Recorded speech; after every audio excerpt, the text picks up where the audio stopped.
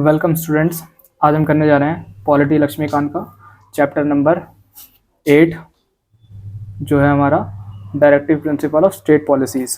ठीक है, तो चलिए शुरू करते हैं। देखिए, directive principle of state policy, सबसे पहले इंट्रोडक्शन दे देता हूँ। देखो क्या होता है directive principle of state policies.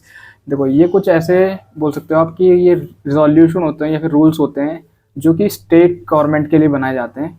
ठीक है, स्टेट लेजिस्लेटिव असेंबली के लिए बनाए जाते हैं जिन्हें ध्यान में रखकर, ठीक है, जिन्हें ध्यान में रख के जो स्टेट गवर्नमेंट होती है वो क्या कर सकती है, वो लॉ बनाती है। ठीक है, कि इस चीज़ का वायलेशन नहीं होना चाहिए। अगर इस चीज़ का रूल्स का वायलेशन होगा, ठीक है, तो उन्हें सुप्रीम कोर्ट को जवाब देना पड़ेगा। ठीक है, पार्लियामेंट को जवाब देना पड़ेगा। तो चलिए देखते हैं, शुरू करते हैं।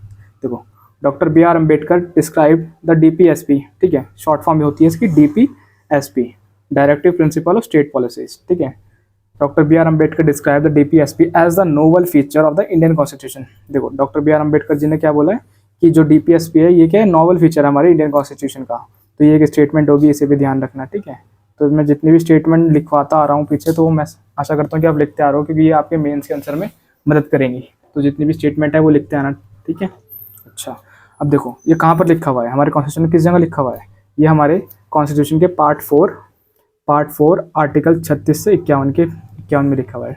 आर्टिकल 36 से आर्टिकल 51 तक लिखा हुआ है। ठीक है, ये सारे डीएसपी हैं, 36, 37, 38, 39, 40, ये सारे के सारे डीपीएसपी में ही है। ठीक है, सारे के सारे डीपीएसपी है, ये हम सारे आगे देखेंगे अभी। अब देखो, सोर्स की हमने कहाँ से लिया था, कहाँ से बोरो करा था, हमें पता है जितनी भी चीज़ें हमारे कॉन्स्टिट्यूशन में हमने कहाँ से, दूसरे दुनिया के कॉन्स्टिट्यूशन से, ठीक है, दूसरी कंट्रीज़ के कॉन्स्टिट्यूशन से ली हुई हैं। तो देखो, जो हमने ये लिया था, ये हमने लिया था बोरोड फ्रॉम द कौन सा, आयरिश कॉन्स्टिट्यूशन से लिया था। ठीक है, आयरिश कॉन्स्टिट्यूशन से। अब कब लिया था, 1937 में which had copied it from the Spanish constitution. देखो ये क्या बोल रहा है कि स्पेनिश जो हमारा कॉन्स्टिट्यूशन, मतलब कि ये जो सोर्स है डीपीएसपी का जो कॉन्सेप्ट है, तो इरिश ने स्पेनिश से लिया था ओरिजिनली। ठीक है, ओरिजिन करा था, ओरिजिन किसने करा था, स्पेनिश कॉन्स्टिट्यूशन ने। फिर स्पेनिश ने इरिश को दे दिया और इरिश से हमने ले लिया। तो ऐसा है। ठीक है, ये जो ओरिजिन है स्पेनिश, लेकिन हमने किससे लिया है, इरिश से लिया है। ठीक है, अच्छा, ग्रेविन, देखो ग्रेविल अगस्टिन, ये क्या है, ये एक ब्रिटिश लॉयर है। ठीक है, हैज़ डिस्क्राइब, देखो इन्होंने भी एक स्टेटमेंट दिया, has describe the DPSP and the fundamental rights as the conscience of the constitution. ठीक है, क्या है कि ये क्या है कि जो हमारी डीपीएसपी है और जो हमारे फंडामेंटल है, जो हमने लास्ट वीडियो में ख़त्म कर दिए हैं। देखो, फंडामेंटल राइट्स बहुत इंपॉर्टेंट है, उसके मैंने 9 पार्ट्स में वीडियो बनाई है और बहुत ईजिली अच्छे से समझाया है, तो आप जाके उन्हें भी देख सकते हो। मैं उनका लिंक आपको डिस्क्रिप्शन में दे दूंगा। ठीक है, प्ले लिस्ट का पूरा लिंक मैं आपको डिस्क्रिप्शन में दे दूंगा, तो वहाँ जाके आप देख सकते हैं। ठीक है, तो इन्होंने क्या बोला, ग्रेविन अगस्टिन ने बोला, जो ब्रिटिश के लॉयर हैं, ठीक है, इन्होंने बोला कि कंसाइंस ऑफ द कॉन्स्टिट्यूशन की जो डीपीएसपी प्लस फंडामेंटल राइट्स हैं, ये क्या है, कॉन्स्टिट्यूशन की कंसाइंस है, मतलब कि चेतना, ये हमारे कॉन्स्टिट्यूशन की चेतना है। अच्छा देखो, fundamental rights plus DPSP is the philosophy of the constitution, कि हमारा कॉन्स्टिट्यूशन, जो हमारा संविधान है, कि वो क्या समझाना चाहता है। ठीक है, वो चीज़ है। अच्छा, अब देखो फीचर्स कि डीपीएसपी है, ठीक है, डीपीएसपी है तो इसके फीचर्स क्या क्या हैं, डीपीएसपी के फीचर्स देखते हैं हम। देखो क्या क्या है, कॉन्स्टिट्यूशनल इंस्ट्रक्शन, देखो क्या बोला है कि ये क्या है, जो डीपीएसपी हमारे, ये कॉन्स्टिट्यूशनल इंस्ट्रक्शन है। अच्छा, क्यों, देखो देखते हैं। These are the constitutional instruction और recommendation to the state in legislative, executive and administrative matters. देखो ये क्या बोल रहा है कि ये कॉन्स्टिट्यूशनल इंस्ट्रक्शन इसलिए है क्योंकि जो जितनी भी डीपीएसपीज है हमारी, ये क्या है, ये बेसिकली एक इंस्ट्रक्शन है और रिकमेंडेशन है। किसको है ये रिकमेंडेशन, इंस्ट्रक्शन किसके लिए है, ये हमारी स्टेट के लिए है, स्टेट लेजिस्लेटिव, एग्जीक्यूटिव और एडमिनिस्ट्रेटिव मैटर के लिए है। ठीक है, कि इन सब चीज़ों को जो भी हम आपको डीपीएसपी में बताएंगे, सारे पॉइंट्स को आपको फॉलो करना ही करना है। ठीक है, देयरफॉर आर्टिकल 36, इसलिए आर्टिकल 36 क्या बोलता है, the term state is in part 4 has the same meaning as in the part 3 dealing with FR. देखो, इसलिए जो फंडामेंटल राइट्स हमने जो पिछले पार्ट में पढ़े थे उसमें आर्टिकल 12 के अंदर मैंने आपको स्टेट बताया था कि स्टेट क्या होती है, ठीक है। तो वही सेम मीनिंग हमारा आर्टिकल 36 जो हमारे डीपीएसपी में आता है, ठीक है, उसमें भी स्टेट का मीनिंग सेम है, ठीक है। तो स्टेट का मीनिंग देखो क्या होता है, मैं दोबारा एक बार बता देता हूँ। स्टेट का मीनिंग होता है कि कोई भी ऐसी अथॉरिटी जो गवर्नमेंट के अंदर आ रही है या फिर गवर्नमेंट उसके साथ पार्टीशन में है, ठीक है, कि भाई इतना परसेंट है मेरा, इतना परसेंट है तेरा, ठीक है। बस एक चीज़ नहीं है कि जो हमारी जुडिशियल है, जो जुडिशियरी है, जो अगर वो अपना जुडिशियरी फंक्शन कर रही है तब तो वो हमारे क्या बोलते हैं स्टेट का पार्ट नहीं है। लेकिन अगर वो अपना जुडिशियरी फंक्शन छोड़ के कुछ और काम कर रही है तब वो क्या है तब वो हमारे स्टेट का पार्ट है, ये ध्यान रखना। चलो अब देखो दूसरा क्या है, दूसरा फीचर है हमारा इंस्ट्रूमेंट ऑफ द इंस्ट्रक्शन।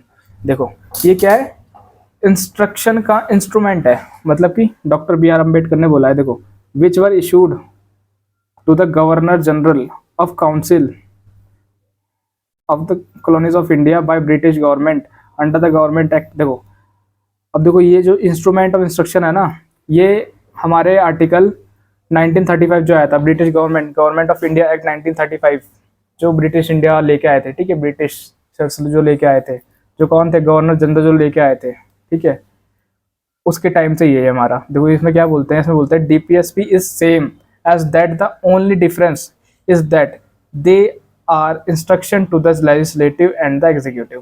देखो ये क्या बोल रहा है कि जो ब्रिटिश टाइम पे जो ये लेके आए थे ना, क्या ब्रिटिश टाइम पे जो ये इंस्ट्रूमेंट ऑफ इंस्ट्रक्शन लेके आए थे वो सेम है हमारे डीपीएसपी की तरह, ठीक है। बस इसमें एक ही डिफरेंस है कि ये दोनों के लिए है, एग्जीक्यूटिव और लेजिस्लेटिव। लेकिन वो किसके लिए था, वो किसके लिए था, वो खाली हमारे जो गवर्नर थे उनके लिए था वहाँ पर, ठीक है। ठीक है, ये थी। अब देखो तीसरा पॉइंट, तीसरा फीचर क्या है, तीसरा फीचर हमारा कॉन्सेप्ट ऑफ वेलफेयर स्टेट। मतलब कि देखो they aim at realising the high ideals of justice, liberty, equality, fraternity and as outline in the preamble to the constitution. देखो ये क्या बोलता है कि जो इसका एम है, किसका, डीपीएसपी का जो एम है, तो वो इन चीज़ों को सपोर्ट करना है, लिबर्टी, आज़ादी को, इक्वालिटी, सब में इक्वालिटी हो, फ्रेटर्निटी, भाईचारे की भावना हो, जो भी चीज़ हमारे प्रीएम्बल में लिखी हुई है, जो मैंने आपको प्रीएम्बल चैप्टर पढ़ाया था ना, प्रीएम्बल भी बहुत इंपॉर्टेंट है, उसे भी देख लेना, प्लेलिस्ट में आपको डाल ही दूंगा डिस्क्रिप्शन में, ठीक है। तो देखो, तो जो हमने प्रीएम्बल में देखी थी, जितने भी हमने उसे 4 पार्ट में डिवाइड करके देखा था प्रीएम्बल को, ठीक है।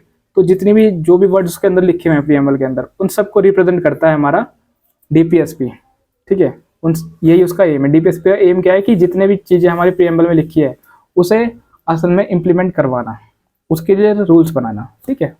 They embody the concept of a welfare state and not that of police state which existed during the colonial area. देखो क्या हुआ, कॉलोनियल, अब आप पूछोगे कॉलोनियल एरा क्या, तो जब ब्रिटिश का राज चल रहा था, ब्रिटिश गवर्नमेंट का राज चल रहा था, तो उस टाइम पे पुलिस राज होता था, ठीक है। पुलिस राज मतलब कि जो ब्रिटिश गवर्नमेंट के अंदर जो पुलिस काम करती थी, ठीक है, वो किसी को भी मार छेद देती थी उस टाइम पे जाके, ठीक है, किसी की पिटाई कर देती थी, किसी से भी कुछ भी छीन लिया, तो उस टाइम पे मतलब ऐसा समझ सकते हो। तो कॉलोनियल एरिया मतलब कि ब्रिटिश टाइम पीरियड की बात कर रहे हैं ये लोग, कॉलोनियल एरिया मतलब ब्रिटिश टाइम पीरियड की बात कर रहे हैं। तो आज के टाइम पे क्या है, आज के टाइम पे तो हम किस लिए काम करते हैं, welfare of the society, welfare of the state, की जो हमारी सोसाइटी है, जो हमारी स्टेट है, उसका भला हो, ठीक है, वो अच्छा लिविंग स्टैंडर्ड हो, उसका डेवलप्ड हो, ठीक है, इसलिए हम काम कर रहे हैं, ठीक है। जबकि जब हम कॉलोनियल एरिया की बात करें, ब्रिटिश टाइम की बात करें, तब क्या था, पुलिस स्टेट थी, कि भाई साहब बस अपनी सरकार अपनी जेब भर रही है और बस वहाँ पहुँचा रही है ब्रिटेन में, तो वो चीज़ था उस टाइम पे। अच्छा, in brief they seek to establish economic and social democracy in the country. देखो तो ये क्या कहना चाह रहा है कि अगर मैं छोटे शब्दों में बात करूं तो कॉन्सेप्ट ऑफ वेलफेयर स्टेट का मतलब क्या है कि इस्टेब्लिश करना चाहती है, ये जो डीपीएसपी है ये हमारा इस्टेब्लिश करती है इकोनॉमिक, सोशल, डेमोक्रेसी, ठीक है। और जो हमारे फंडामेंटल राइट्स है वो क्या इस्टेब्लिश करते हैं, मैंने पीछे बताया था, वो हमारे खाली पॉलिटिकल डेमोक्रेसी इस्टेब्लिश करते हैं। जबकि जो हमारे डीपीएसपी है वो economics as well as social democracy भी इस्टेब्लिश करते हैं। तो एफआर तभी हमने क्या बोला, तभी हमने बोला कि जो हमारे फंडामेंटल राइट्स प्लस डीपीएसपी हैं, ये क्या है, ये है हमारे क्या, कंसाइंस ऑफ द कॉन्स्टिट्यूशन, कि दोनों मिलकर ही हमारे कॉन्स्टिट्यूशन का फिलॉसफी है, ठीक है, फिलॉसफी है। अच्छा आगे देखो, अब देखो फोर्थ फीचर क्या है हमारे इसका डीपीएसपी का फोर्थ फीचर ये है कि नॉन जस्टिशिएबल, मतलब कि अगर इनका वायलेशन होता है, ठीक है, मान ली बात, कोई किसी स्टेट ने इसके अकॉर्डिंग अपना रूल नहीं बनाया, लॉ नहीं बनाया, बस उसमें इम्प्लीमेंट भी कर दिया डायरेक्ट, ठीक है, इम्प्लीमेंट भी कर दिया, अच्छा, तो फिर क्या होगा कि जो वहाँ के लोग होंगे इसे एनफोर्सिएबल नहीं है, मतलब कि वहाँ के लोग इस चीज़ को लेकर कोर्ट में अपील नहीं कर सकते कि भाई साहब आपने कोई जो लॉ बनाए थे उसके अकॉर्डिंग इन्होंने यहाँ पर लॉ नहीं बनाए, ठीक है, आपने जो इन्हें पॉइंट्स बताए थे कि इनको ध्यान में रख के अपने लॉ बनाना स्टेट को, तो उस चीज़ को उन्होंने ध्यान में रख के लॉ नहीं बनाए, इन्होंने हमारे मतलब हमारे अगेंस्ट में जो हमारे फेवर में नहीं है उसमें आप इन्होंने लॉ बना दिए, तो इसका आप वो करो, इसका हमें प्रीव्यू दो, हमें तो बताओ कि क्या सही है ये, तो ऐसा नहीं हो सकता, नॉन जस्टिशिएबल है, मतलब नॉन एप्लीकेबल है कि आप इन्हें लेके इनके खिलाफ अपील नहीं कर सकते, ठीक है, अपील नहीं कर सकते इन्हें कोर्ट में। अच्छा, the DP and are not DPSP the DPSP are not justiciable in nature, that is they are not legally enforceable by the court, ठीक है, कोर्ट में आप इनके खिलाफ वो ही नहीं कर सकते कार्रवाई, ठीक है, फॉर देयर वायलेशन, अगर ये इनका कोई खंडन हो जाता है तो। अच्छा ठीक है, तो आर्टिकल 37 क्या बोलता है, says that these principles are fundamental in the governance of the country and it shall be the duty of the state to apply these principle in making laws, ठीक है, तो ये क्या बोल रहा है कि जो भी हमारे प्रिंसिपल है, डीपीएस पे जितने भी प्रिंसिपल्स हैं हमारे, तो ये क्या है, हमारे फंडामेंटल है गवर्नेंस को चलाने के लिए। देखो क्यों, देखो बता देता हूँ, एग्जाम्पल देके बात करता हूँ, जैसे कि समझ करो कि इलेक्शन हुए, इलेक्शन में लोगों ने कि किसी एक पर्सन को वोट देके यहाँ पे जिता दिया, ठीक है, क्यों, क्योंकि इसने कुछ यहाँ पे वादे करे थे इनसे कि मैं यहाँ पे सड़कें बनवाऊंगा, अस्पताल बनवाऊंगा, ठीक है, आपको किसी प्रकार की वो नहीं होने दूंगा, दिक्कत नहीं होने दूंगा, आप मुझे जिताओ, मुझे वोट देकर जिताओ, ठीक है, तो इन्होंने इन्हें वोट देके जिता दिया, जितने भी यहाँ पे लोग थे छोटे से एरिया के, इन्होंने इसे वोट देके यहाँ पे जिता दिया, ठीक है।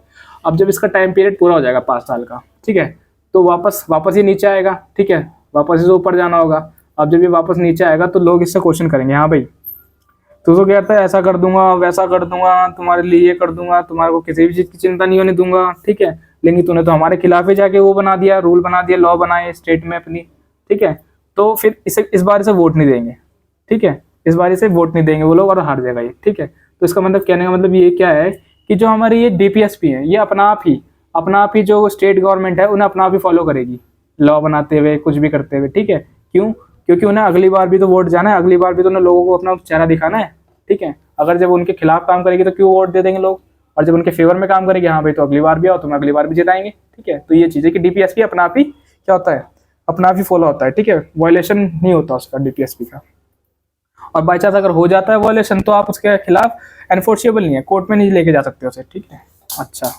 अब देखो कॉन्स्टिट्यूशनल वैलिडिटी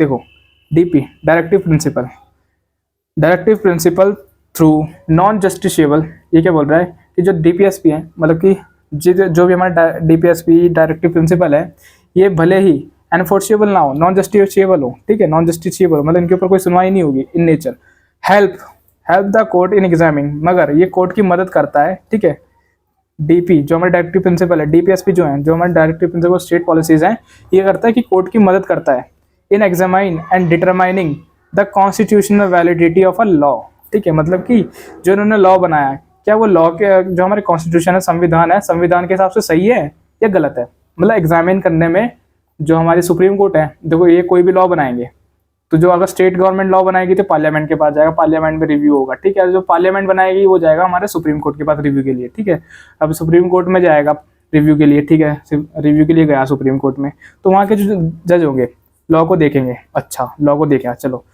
अच्छा उन्हें अच्छा लगा, हाँ भाई लॉ फॉलो को डीपीएसपी मतलब डीपीएसपी के जितने भी रूल है उन्हें फॉलो करके बनाया है, तो चलो भाई ऑटोमेटिक पास है, ठीक है, और बाय चांस उसे फॉलो करके नहीं बनाया, ठीक है, बाय चांस उसे फॉलो करके नहीं बनाया, अच्छा तो मना कर देंगे, और फिर क्या पूछेंगे क्या भाई हैं, क्या पूछेंगे, बोलेंगे भाई तुमने बनाया क्यों, हमें तो क्वेश्चन हमें बताओ क्यों ऐसा क्यों करना चाहते हो, ठीक है, ऐसा क्यों करना चाहते हो तुम लोग, ठीक है, if supreme court understand it, ठीक है, मतलब कि अगर जो स्टेट गवर्नमेंट है या फिर जो पार्लियामेंट है सुप्रीम कोर्ट के जजेस को समझाने में समर्थ है, ठीक है, कि हाँ भाई इस वैलिड रीजन से हमने कराया, और जो उस सुप्रीम कोर्ट के जो जजेस हैं वो भी समझ जाता है हाँ कि भाई ये तो जो उन्होंने करा ठीक है, इस हिसाब से तो ठीक है, जैसे बता रहे हैं इस हिसाब से ठीक है, सही बैठता है, तो फिर तो उसे पास कर दिया जाएगा, ठीक है। मगर अगर वो जो स्टेट गवर्नमेंट है या फिर पार्लियामेंट है वो ये समझाने में फेल हो जाती है कि हाँ भाई, कि जवाब नहीं दे पाती उनके क्वेश्चनों का कि भाई क्यों बनाया तुमने,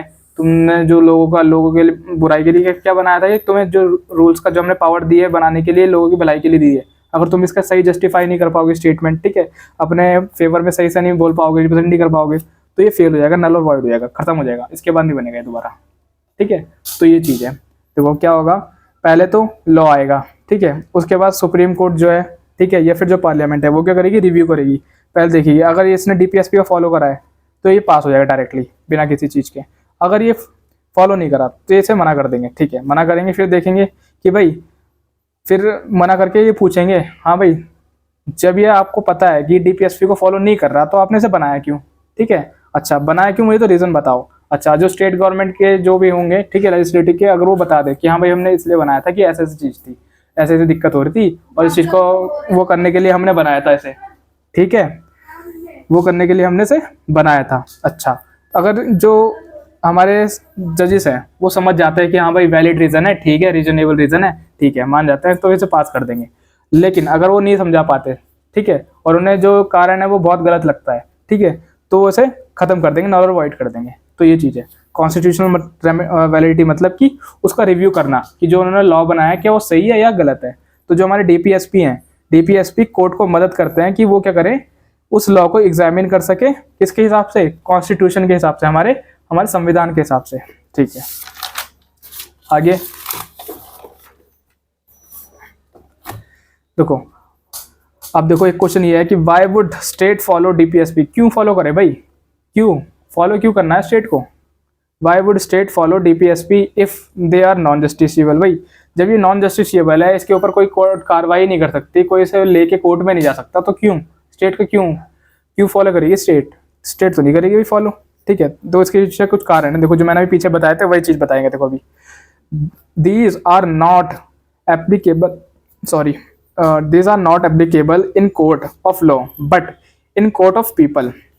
ये क्या बोल रहा है कि ये कोर्ट ऑफ लॉ मतलब कि कोर्ट ऑफ लॉ मतलब कि कोर्ट में तो जस्टिशिएबल नहीं है, ये एप्लीकेबल नहीं है, मगर जब तुम अगली बार जाओगे, अगली बार वोट मांगने जाओगे लोगों से, तब लोगों की जो लोगों की कोर्ट है उसको आपको जवाब देना पड़ेगा, हाँ भाई क्या करा तूने, तू तो इतने बड़े बड़े वादे करके गया था। वही जो मैंने एग्जांपल दिया था कि वोट वाला, कि आपने किसी को वोट देके जिताया, ठीक है, और वो 5 साल बाद दोबारा आपसे वोट मांगने आता है, तब आप उससे पूछ सकते हो, लोग उससे पूछ सकते हैं कि हाँ भाई तूने तो ये वादे करे थे, तूने तो कुछ भी नहीं करा उनमें से।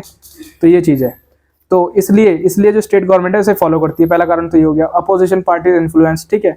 और क्या करती है अपोजिशन पार्टी, अगर देखो जो रूलिंग पार्टी है अगर वो डीपीएसपी को फॉलो नहीं करेगी, ठीक है, तो इस चीज़ का ध्यान रखती है कि जो ये लॉ बना रही है, रूलिंग पार्टी जो लॉ बना रही है क्या वो ठीक है, मतलब कि वो अपना फेवर निकालती है उसमें से कि अगर ये नहीं करेगी तो हम ऐसा करके अफवाह फैला देंगे, तो इस चीज़ से, ठीक है, तो अपोजिशन का फायदा भी होता है, ठीक है।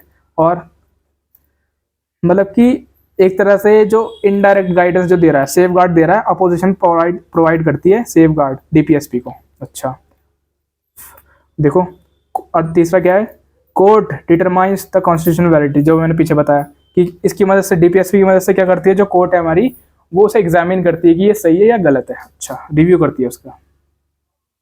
आप देखते हैं क्लासिफिकेशन ऑफ डायरेक्टिव प्रिंसिपल कितने टाइप के हैं, ठीक है, कितने टाइप के हैं देखते हैं। तो ये बेसिकली हमारे कितने टाइप के हैं, देखो, constitutional does not contain any classification of DP. अब जो हमारा कॉन्स्टिट्यूशन है उसके अंदर तो क्लासिफिकेशन दे नहीं रखी भाई, कहीं नहीं लिखा हुआ कि ये इतने टाइप के, इतने टाइप के, इतने टाइप के, नहीं, डीपीएसपी का कहीं भी क्लासिफिकेशन है नहीं हमारे कॉन्स्टिट्यूशन में, लिखा ही नहीं संविधान में, ठीक है। On the basis of their content, ठीक है, बस उसके पॉइंट्स को पढ़ के, उसके कंटेंट को पढ़ के और उसकी डायरेक्शन को देख के दे आर क्लासिफाइड एज, उन्हें हमने कुछ 3 पार्ट्स में डिवाइड करा है। देखो क्या क्या, पहले हमने डिवाइड करा है सोशलिस्टिक, मतलब कि साम्यवादी, कि हमारी जो सोसाइटी है उसके बेसिस पे। अच्छा दूसरा क्या है, गांधीयन मतलब कि नॉन वायलेंस। देखो जो हमारे गांधी जी का नेचर जो था हमारे, ठीक है, राष्ट्रपति जी का, ठीक है, गांधी जी का क्या था कि नॉन वायलेंस, तो नॉन वायलेंस से जो रिलेटेड नेचर है वो हमने इसमें डाल दिया, ठीक है। रूरल एम्पावरमेंट, ग्रामीण को बढ़ाना, बढ़ोतरी करना, ठीक है, तो इस चीज़ से जितने भी वो रिलेटेड थे फैक्ट हमने इसमें डाल दिए गांधीयन में, ठीक है। और एक है लिबरल इंटेलेक्चुअल, वो भी हम आगे देखेंगे। देखो अब एक एक करके इन सबको समझते हैं। देखो सोशलिस्टिक प्रिंसिपल्स, तो जो डीपीएसपी है हमने पहला डिवाइड करा उसे सोशलिस्टिक प्रिंसिपल। देखो क्या है, दे lay down they lay down framework, they lay down the framework of the democratic socialist state aim at providing social and economic justice। ठीक है, कि भाई ये क्या करते हैं, ये प्रोवाइड करते हैं हमें, अभी पीछे ही बताया था मैंने, सोशल और इकोनॉमिक जस्टिस प्रोवाइड करते हैं, जबकि जो हमारे फंडामेंटल राइट्स होते हैं वो हमें पॉलिटिकल डेमोक्रेसी और पॉलिटिकल जस्टिस प्रोवाइड करते हैं। ठीक है, अब देखो आर्टिकल 38 क्या बोलता है, says that the state to secure a social order for the promotion of the welfare of the people by securing a social order permeated by justice, social, economic and political, and to minimize inequalities in income, status or facility and the facility नहीं होगा, ये कुछ और होगा। ठीक है, एक minute रुक जाओ, फैसिलिटीज़ है, सॉरी फैसिलिटीज़ है। ठीक है, सही से लिखना, उससे फैसिलिटीज़ है, फैसिलिटीज़ एंड अब देखो अपॉर्चुनिटीज़। ये क्या बोल रहा है कि जो स्टेट गवर्नमेंट है, ठीक है, जो स्टेट है वो क्या करती है, बचाती है, इन चीज़ को बचाती है, मतलब कि इक्वालिटी बनी रहे सब में। ठीक है, जिससे क्या हो हमारा, अब देखो सोशल के तौर पे, सोसाइटी के तौर पे कैसे बचाती है स्टेट गवर्नमेंट। देखो जैसे कि किसी के फंडामेंटल राइट का वायलेशन हो रहा, मतलब कि भाई किसी को इक्वली ट्रीट नहीं किया जा रहा, इस वर्ग को ज़्यादा सताया जा रहा है, भाई इससे ज़्यादा पैसे लिए जा रहे हैं, इसको दबाया जा रहा है। ठीक है, ऐसा ना हो, तो इस चीज़ का कौन ध्यान रखती है, स्टेट ध्यान रखती है, सिक्योर करती है हमारे सोशल, जितने भी हमारे सोशल हो गया, ठीक है, इकोनॉमिक हो गया, पॉलिटिकल, तो इन सब के बारे में कौन ध्यान रखता है, हमारी स्टेट गवर्नमेंट ध्यान रखती है ना। ऐसा तो नहीं कि सेंटर आ रहा है डायरेक्टली और हमसे पूछ रहा है कि हाँ भाई सब ठीक है, बड़े चल रहा है मामला, ऐसा तो नहीं है ना। तो किसके, तो जो हमारी स्टेट गवर्नमेंट होती है on the behalf of central government, ठीक है, DPSP के बिहाफ पर, वो हमारा मतलब कि हमारा सोशल डेमोक्रेसी उसका ध्यान रखती है, इकोनॉमिक डेमोक्रेसी का ध्यान रखती है, और फंडामेंटल, और जो पॉलिटिकल हैं, पॉलिटिकल आपको पता है ये फंडामेंटल राइट सकते हैं वो तो, टू मिनिमाइज, जिससे कि क्या हो कि जो इनइक्वालिटी, तो लोगों में जो भेदभाव की जो भावना है वो कम हो। ठीक है, इनइक्वालिटीज़ बिल्कुल ख़त्म हो जाए, नेगलेक्ट हो जाए, मिनिमाइज हो। इन इनकम किसके स्टेटस में, देखो सोशल तो हो गया, इनइक्वालिटीज़, और देखो इकोनॉमिक के बेसिस पे क्या हो, इनकम स्टेटस, कि भाई कोई ज़्यादा ही कमा रहा है, कुछ बहुत ही कम कमा रहा है, कोई इतना भी नहीं कमा पा रहा है कि भाई 2 टाइम की रोटी खा ले, तो इस टाइम का है। ठीक है, तो अपॉर्चुनिटीज़, फैसिलिटी सबको इक्वल मिलनी चाहिए, जैसे कि गवर्नमेंट जॉब में सभी को रजिस्ट्रेशन, ऐसा तो नहीं है कि भाई इस कास्ट के लोग या फिर इस पर्टिकुलर स्पेसिफिक कैटेगरी के लोग ही उसमें वो कर सकते हैं, वैकेंसी को फिलफिल कर सकते हैं, नहीं, ऐसा कुछ नहीं है। तो सबको इक्वल अपॉर्चुनिटी है, इक्वल फैसिलिटीज़ है। तो इस चीज़ का ध्यान कौन रखती है, स्टेट रखती है, किसके अंतर्गत, DPSP के। ठीक है, तो ये होती है हमारी सोशलिस्टिक प्रिंसिपल। अच्छा, आगे देखते हैं। अब देखो इसमें एक अमेंडमेंट आया, क्या आया, एक 44th अमेंडमेंट एक्ट आया था। इसमें क्या हुआ, added the text as minimize inequality among the individual and society in general. देखो अभी क्या बोल रहा है कि आर्टिकल 38 जो अभी हमने पीछे पढ़ा, तो इसमें ये जो टेक्स्ट है ये बाद में ऐड करा गया। ठीक है, ये बाद में ऐड करा गया 44th कॉन्स्टिट्यूशनल अमेंडमेंट एक्ट के थ्रू, ये बाद में ऐड करा गया आर्टिकल 38 में। ठीक है, तो ये चीज़ है, खाली टेक्स्ट ही ऐड करा है, उसमें और कुछ नहीं करा। अब देखो दूसरा आर्टिकल आता है हमारा सोशलिस्टिक, इसके अंदर देखो क्या है, ये बोलता है आर्टिकल 39 है, देखो ये क्या बोलता है, prescribe the programmes necessary to ensure the objective of the article 38। ठीक है, ये कुछ प्रोग्राम बताता है, मतलब कि कुछ स्टेप्स हैं। देखो क्या है कि किस किस स्तर पर आपको ये काम नहीं करना है या फिर ये काम करना है। देखो क्या, right to adequate means of livelihood, भाई कि एक सबको एक इतनी तो वेजेस मिल सके, इतना अच्छा तो मतलब इतना तो काम मिल सके, वो बेचारा अपना आराम से अपनी ज़िंदगी का रोज़गार जो चल सके। ठीक है, मतलब कि दिनचर्या उसका अच्छा चल सके, कि 2 टाइम की उसकी रोटी मिल जाए, थोड़ा सा पैसे बेचारा बचा भी ले। ठीक है, तो मतलब उसका इतना तो काम होना चाहिए, इतना कम से कम इतना तो होना ही चाहिए, सफिशिएंट, मतलब कि जो एडिकेट है इतना सफिशिएंट तो उसका काम मिलना ही चाहिए कम से कम। ये कौन बोलता है, ये बोलता है आर्टिकल 39 का क्लॉज है। अब देखो 39B क्या बोलता है, ये बोलता है equitable distribution of material resources. ठीक है, कि भाई सबको इक्वली डिस्ट्रीब्यूट होना चाहिए मटेरियल। जैसे कि भाई कोई ऐसा नहीं है, जैसे कि सपोज करो मैं एग्जांपल लेता हूँ कि छोटा सा एग्जांपल लेते हैं, तो जैसे कि आटा है, अब भाई एक बड़ा आदमी गया, एक छोटा आदमी गया, मतलब एक रिच पीपल गया, एक रिच पर्सन गया और एक पुअर पर्सन गया दुकान से, दोनों आटा लेने गए। अब जो रिच पर्सन है उसे जो दुकान वाला है वो ये तो नहीं बोलेगा कि भाई तुम्हारे लिए 50 रुपये किलो है यही आटा, और ये वाला आटा क्या बोलते हैं, ये वाला आटा जो पुअर पर्सन है उसके लिए 30-35 रुपये किलो है, ऐसा तो नहीं बोलेगा। तो क्या है, equitable distribution of material resources, सबको इक्वली मिलेगा भाई। सबको इक्वल प्राइस पे मिलेगा, इक्वली मिलेगा, ठीक है। अब देखो 39 आर्टिकल का क्लॉज सी क्या बोलता है, prevention of concentration of wealth, prevention of concentration of wealth, कि भाई हेल्थ का भी ध्यान रखो, हेल्थ का प्लस वेल्थ का, ठीक है। वेल्थ, वेल्थ मतलब समझते हो ना, इकोनॉमी, इकोनॉमी की जो वेजेस है, ठीक है। अच्छा 39D क्या बोलता है, equal pay for equal work, भाई एक जैसे काम के लिए एक जैसे ही वेजेस दो। जैसे कि मैं एग्जांपल देता हूँ आपको, जैसे वुमेन और मैन है, ठीक है। तो कहीं कहीं जहाँ पर देखा है, आज के टाइम पे भी थोड़ा थोड़ा देखा जाता है कि जो वुमेन है और जो मैन है दोनों एक जैसा ही काम करते हैं, लेकिन जो मैन की जो वेज होती है वो थोड़ी सी बढ़ के होती है, ठीक है, थोड़ी ज़्यादा होती है, जो वुमेन की वेजेस होती हैं वो थोड़ी सी कम होती है। तो ऐसा ना हो, equal pay for equal work हो, मतलब कि दोनों एक जैसा ही काम कर रहे हैं, दोनों को एक जैसी मनी मिलनी चाहिए, एक जैसे वेजेस मिलने चाहिए, तो वो चीज़ है। अच्छा अब 39E, प्रोटेक्टिंग द हेल्थ, अभी जो मैं हेल्थ की बात करी थी वही, protecting the health and the strength of the workers mens womens childrens against forcible abuse, मतलब कि उनसे ज़बरदस्ती काम नहीं करा सकते भाई, ठीक है, ज़बरदस्ती काम नहीं करा सकते। अगर भाई उनको, आपको ये भी देखना पड़ेगा कि जो उनकी हेल्थ है वो ठीक है, ठीक है, जो आपके वर्कर्स हैं, जो आपके नीचे काम करते हैं भाई, जो आपके वर्कर्स हैं वो ठीक है ना, उनका भी ध्यान रखना है आपको, ठीक है। मैन चाहे वो फिर बच्चे हों, औरतें हों, ठीक है, या फिर आदमी हो, सभी का ध्यान रखना है आपको। अच्छा अब देखो आगे, देखो आफ्टर 42nd अमेंडमेंट एक्ट 1976 में क्या हुआ, देखो एक और आर्टिकल 39 आर्टिकल में एक और सब क्लॉज ऐड कर दिया गया, एफ। तो इसमें क्या बोला गया, इसमें बोला गया opportunities to children for development in a healthy manner, ठीक है, कि हर एक बच्चे का ये अधिकार है, ठीक है, अपॉर्चुनिटीज़, इक्वल अपॉर्चुनिटीज़ दी जाएगी, ठीक है, कि जो एक बच्चा है, ठीक है, उसका हेल्दी डेवलपमेंट हो सके, ठीक है, मतलब कि उसे अच्छी शिक्षा मिल सके, अच्छा खाने को मिल सके, ठीक है। तो इसके लिए भी गवर्नमेंट ने बहुत सारे एक्टर लेके आए हैं, जो हमने पीछे भी पढ़े हैं और आगे भी देखेंगे, ठीक है। अब देखो, अब आता है हमारा आर्टिकल 39A, ये क्या बोलता है, ये बोलता है टू प्रमोट, ये भी हमारा अमेंडमेंट के तहत ही आया है, ठीक है, 42 अमेंडमेंट के तहत ही आया है ये दोनों, ये ध्यान रखना। अच्छा, to promote equal justice and to provide free legal aid to the poor, देखो ये क्या बोल रहा है कि सबको इक्वल जस्टिस मिले, किसी के साथ ऐसा ना हो भेदभाव हो रहा है भाई, ठीक है, ऐसा ना हो।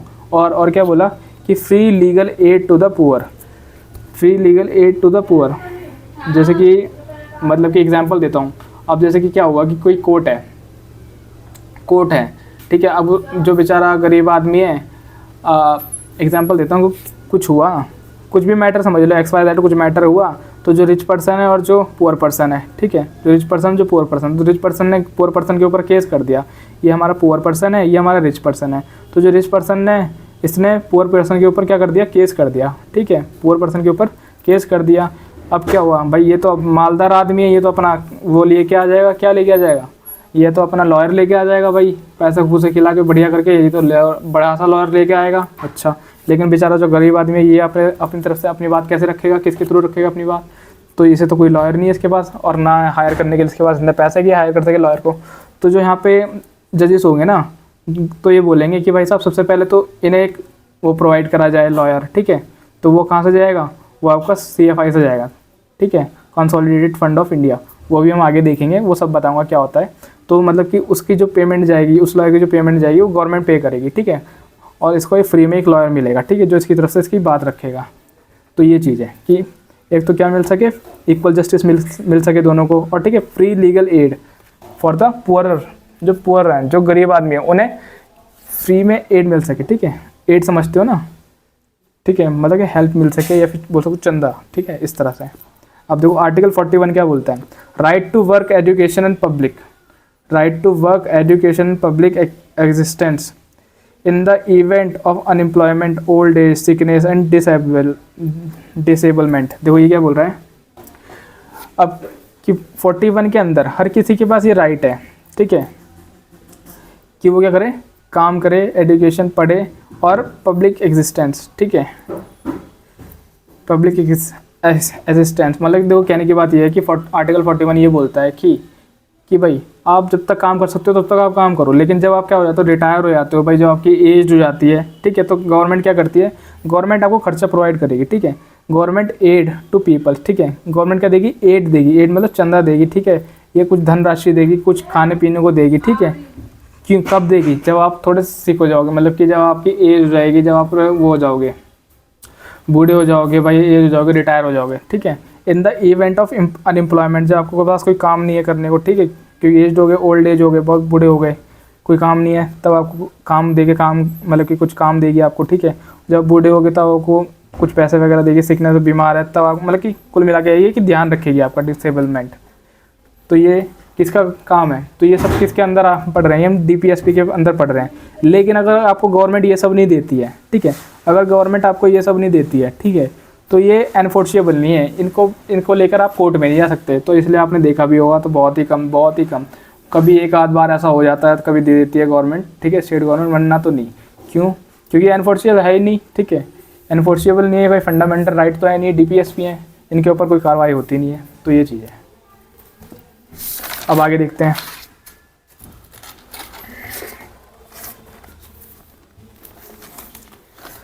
अब देखो आर्टिकल 42, ये क्या बोल रहा है? Provision for just and humane condition of work and maternity relief. मतलब कि अब कि भाई सपोज करो, एग्जांपल देके बात करता हूँ, ये आर्टिकल 42 बोल रहा है कुछ ऐसी कंडीशन हो जाती है भाई, जैसे किसी का एक्सीडेंट हो गया, या फिर एक्सीडेंट हो गया, या फिर कुछ ऐसी प्रॉब्लम आ गई, ठीक है, बहुत बड़ी प्रॉब्लम आ गई, या फिर एक एग्जांपल देते हैं, या फिर ठीक है मैटरनिटी रिलीफ, ठीक है। तो उसमें क्या है, तो वो कंपनी या फिर स्टेट गवर्नमेंट, उसको कोई गवर्नमेंट जॉब में काम करती है, ठीक है, या फिर कोई करता है काम, उसे कुछ ऐसी प्रॉब्लम आ गई, बहुत इमरजेंसी, तो ये गवर्नमेंट की क्या रिस्पॉन्सिबिलिटी है कि वो क्या करे, उसे उस टाइम पीरियड के लिए लीव प्रोवाइड करे और उसका कोई भी डिडक्शन ना हो, ठीक है, उस टाइम पीरियड के लिए उसे लीव प्रोवाइड करे और उसका कोई भी डिडक्शन ना हो, बस वो क्या करेगा, एक एप्लीकेशन प्रोवाइड करेगा और ठीक है, गवर्नमेंट उसे पास कर देगी। तो ये चीज़ है। अब देखो आर्टिकल 43 क्या बोलता है?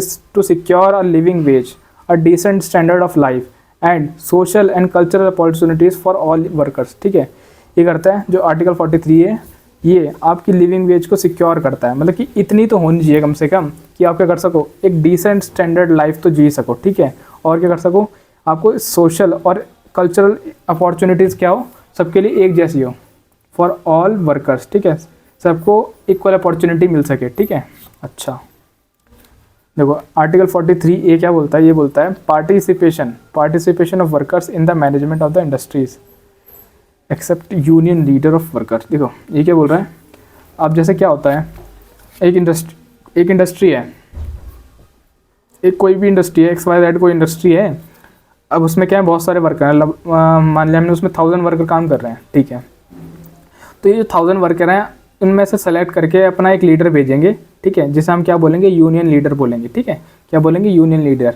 अच्छा, तो ये इन सब का जो वर्कर्स है, इन सब का लीडर है, ये जो लीडर है, ये इनके बिहाफ पर, इन सभी वर्कर के बिहाफ पर इनके मैनेजर से, इस कंपनी के मैनेजर से बात करेगा, कंपनी के मालिक से बात करेगा कि भाई देखो हमें ये दिक्कत आ रही है और आपको इसको कैसे सॉल्व करना है, तो मैं आपको कुछ सुझाव दे रहा हूँ, अगर आप लगता है तो ठीक इसे पूरा करा दीजिए कि भाई जिससे जो हमारे वर्कर्स हैं वो अच्छे से काम कर सके, ठीक है, जब खाएंगे पिएंगे सही रहेंगे, सही सलामत रहेंगे, हेल्दी रहेंगे, तभी तो अच्छा काम करेंगे। तो इनके बिहाफ पे बात करेगा। तो ये चीज़ है कि participation of worker in the management of industries, कि भाई मैनेजमेंट में देखो कैसे पार्टिसिपेट करा, देखो क्यों, क्योंकि उन्होंने अपनी एक यूनियन बनाई, ठीक है, भाई ये मैनेजमेंट ही तो हो गया, यूनियन है, मैनेजमेंट का, इनके मैनेजमेंट का कौन ध्यान रख रहा है, यूनियन लीडर, ठीक है, यूनियन लीडर। तो ये चीज़ है। अच्छा, और जो ये 43 है, ये हमारा 42nd अमेंडमेंट एक्ट के थ्रू आया है, ठीक है, जो अभी मैंने पीछे पढ़ाया था आपको। अच्छा ठीक है, आगे देखते हैं, आगे देखते हैं। अब देखो अब है 47, क्या है, आर्टिकल 47। अब देखो ये क्या बोलता है, ये बोलता है duty of the state to raise the level of nutrition and the standard of living and to improve public health and prohibition of consumption of the intoxicating drink.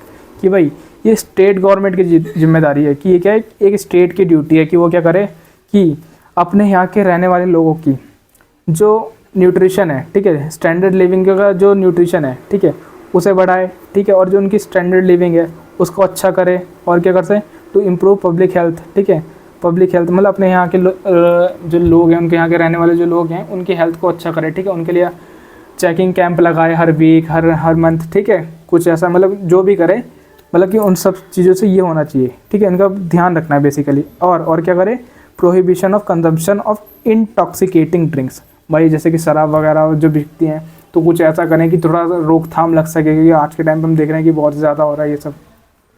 बोले कि इस दिन वीक रहेगी, ठीक है, मतलब कि वीक में कल एक ही दिन बिकेगी जो भी है, मतलब कि कुल मिला के ये है कि उसे कम कराने की, उसे प्रोहिबिट तो बिल्कुल भी नहीं करा सकते क्योंकि ये चीज़ तो ऐसी हो गई, ठीक है। तो कम से कम उसे मिनिमाइज़ करने की कोशिश करें। तो ये आर्टिकल 47 बोलता है कि ये स्टेट गवर्नमेंट की ड्यूटी है, ठीक है। अब देखो, अब सेकंड आता है हमारा गांधीयन प्रिंसिपल, ठीक है। क्या आता है? गांधीयन प्रिंसिपल। ये क्या बोलता है? इसके अंदर आर्टिकल 43 बोलता है टू प्रमोट कॉटेज इंडस्ट्रीज़, और देखो कॉटेज इंडस्ट्रीज बताऊंगा क्या होती है, ऑन एन इंडिविजुअल और cooperation basis in rural areas. देखो ये क्या हो, ये बोल रहा है कि जो विलेजेस हैं, जो छोटे छोटे गाँव हैं, जो छोटे छोटे कस्बे हैं, तो उसमें क्या हो, एक छोटी छोटी इंडस्ट्रीज़ हो, ठीक है, जिससे कि उनका खर्चा चल सके, ठीक है, इंडिविजुअल्स का, उस एरिया की जो इकोनॉमी है थोड़ी सी ग्रो कर सके, ठीक है, वहाँ का स्टैंडर्ड लिविंग हाई हो सके। तो वहाँ पे क्या हो, छोटी छोटी इंडस्ट्रीज़ लगवाओ, जो जैसे कि आपने देखा होगा ना विलेज में क्या होते हैं, तो बहुत लोग स्किलफुल होते हैं, कुछ क्राफ्ट पर्सन होते हैं, ठीक है। तो जैसे लकड़ी के मूढ़े वगैरह बनाना, कुर्सी वगैरह बनाना, तो इस टाइप की कोई फैक्ट्री उनकी छोटी सी शुरू करवा दी गवर्नमेंट ने, ठीक है, उन्हें लोन दे के प्रोवाइड करा के।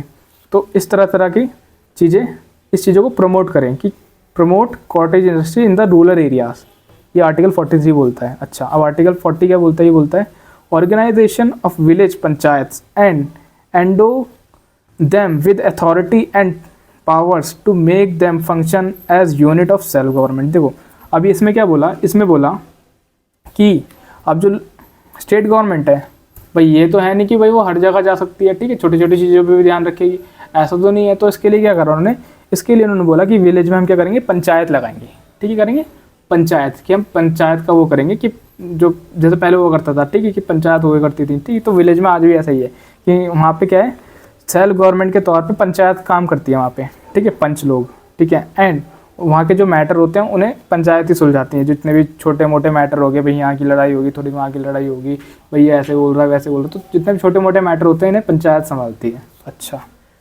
तो ये चीज़ है। अब आर्टिकल 43B ये क्या बोलता है? To promote voluntary formation, autonomous functioning and democratic control and professional management of the cooperative societies. ये तो साफ समझ में ही आ रहा होगा, ठीक है। अब आर्टिकल 46 देखो, promotion of education and the economic interest of SCs, ST and other worse section and to protect them from social injustice and exploitation. देखो ये क्या बोल रहा है, ये समझा देता हूँ। देखो कि प्रमोशन की पहली बात तो बच्चों में एजुकेशन का प्रमोशन करो, ठीक है, उनका इकोनॉमिक, ठीक है, economic interest of SCs, ST, मतलब कि जो छोटे वर्ग से जो लोग आते हैं उनको पढ़ाओ लिखाओ, ठीक है, उनका लिविंग स्टैंडर्ड सही कराओ, इकोनॉमिक जो उनकी स्थिति है उन्हें थोड़ा अच्छी, थोड़ी सी हमने इनके लिए देखो रिजर्वेशन भी कराया, हमारे कॉन्स्टिट्यूशन में इनके लिए रिजर्वेशन भी है SC ST के लिए, ठीक है, इकोनॉमिकली वीकर सेक्शंस के लिए भी है, SC ST के लिए अलग है। तो इन्हें बहुत तरीके से सपोर्ट किया है, ठीक है। तो इन्हें सपोर्ट मिलना चाहिए क्योंकि ये थोड़े बहुत ही ज़्यादा दबे हुए लोग हैं, सब ये सारे क्लास के लोग इन्हें मिल के दबाते हैं। तो इसको थोड़ा सा उठाने के लिए तो वही है कि प्रमोशन करें इनका, ठीक है। प्रमोशन कैसे करा, इनको रिजर्वेशन प्रोवाइड करा, ठीक है, और भी बहुत सारी देखो, एंड अदर वीकर सेक्शन जो भी बताया मैंने, and to protect them from social injustice, क्योंकि जो इनके साथ जो सामाजिक तौर पर जो इनके साथ इनजस्टिस हो रहा है, मतलब कि भाई कि तुम मंदिर में नहीं जा सकते। पहले ऐसा होता था कि क्योंकि उन्हें देखा भी नहीं करते थे लोग, ठीक है, जो ब्राह्मण लोग वगैरह जो होते थे वो क्या करते थे, ऐसे छोटे लोगों को देखा भी नहीं करते थे, और देख लेते थे तो जाके नहाते थे भाई कि हम तो अछूत हो गए, ठीक है, हमने तुम्हें देख लिया, बस हमारा तो हो गया काम, ठीक है, हम तो पापी बन गए, हम तो पापी हो गए तुम्हें देख के, ठीक है। तो नहाया करते थे, गंगा जल से छिड़का करते थे, तो ऐसा हुआ करता था पहले। तो इसको अब तो बहुत ही कम कर दिया, बिल्कुल ख़त्म ही कर दिया। अब तो अनटचेबिलिटी पे ऐसा लगा रखा है कि सीधा डायरेक्ट जेल, ना सुनवाई ना कुछ, कोई प्रोसीडिंग नहीं चलेगी, डायरेक्ट जेल होगी आपको अगर आप ऐसा कोई कृत्य करते पकड़े गए, ठीक है। तो ये चीज़ है। अच्छा, अब देखो आर्टिकल 47 क्या बोलता है, to prohibit the consumption of the intoxic drinks and the drugs which are injurious to health, कि भाई ऐसी चीज़ें जो इंजीरियस टू हेल्थ हैं, ठीक है, मतलब कि हेल्थ के लिए हानिकारक है, उन चीज़ों को बंद करो। तो ये बोलता है हमारा आर्टिकल 47। लेकिन ये क्या है, DPSP, तो इसलिए अनफोर्सिएबल है, और अनफोर्सिएबल नहीं है तो कोई भी डरता नहीं है, ठीक है। हालांकि बस एक दो बार क्या होती है, जांच बैठ जाती है, सब देखते हैं, किसी के चलान, किसी के लाइसेंस कट जाते हैं, लेकिन इलीगली भी लोग बेचते ही रहते हैं, ठीक है। तो वो चीज़ें देखो article 48 to prohibit the slaughter. देखो स्लॉटर समझते हो ना, slaughter of cows, calves and other milch and trot cattle and to improve their breeds। देखो ये क्या बोल रहा है कि ऐसा ना करो। आर्टिकल 48 बोलता है कि भाई ये जो पहले बलि दिया करते थे कि भाई गाय की जितने भी पालने वाले जानवर हैं उन्हें उनके बलि दिया करते थे, ठीक है। Slaughter of cows, calves and other mills पालने वाले, या फिर एंड ड्रॉट कैटल, या फिर क्या करें किसी दो ब्रीड को मिक्स करा के कुछ और इम्प्रूव, उनकी ब्रीड को इम्प्रूव कराने के चक्कर में उनका काम ही ख़त्म कर दिया, ठीक है। तो ऐसा ना करो, तो इस चीज़ को प्रोहिबिशन है, ये इलीगल है, ठीक है।